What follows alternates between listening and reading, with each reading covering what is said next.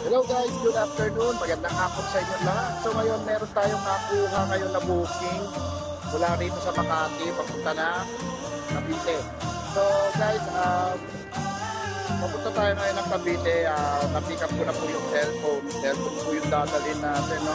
So nakuha na po natin yung dadalhin natin cellphone. Papunta na Cavite. So guys, ito lang po yung sabi ko na po ng mga courier. Lagi po tayo mag-ipag mga kabiyahe. Ipag lang po araw-araw. Huwag po tayong pag-isa natin. Importante po meron po tayong trabaho. At nga pala sa mga nagtatanong sa akin, sa mga nagtatanong sa akin, at mga naging-tropa na rin nating kwartya dyan, sa mga nagtatanong na kung open pa ba yung platform ng booking. Open pa po yan. Punta lang po kayo sa Marikina 8 AM to 5 PM po ang open yan. Siyempre kailangan talaga na po yung requirements ninyo. Yung license ninyo, NBI, siyempre ORCR ng motor ninyo.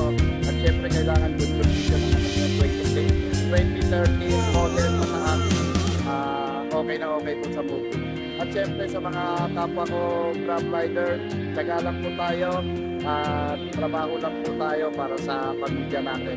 Huwag po tayo panghinaan ng loob sa mga bisita natin dahil ang importante meron po tayong trabaho. So yun lang po guys at papunta po tayo Cavite.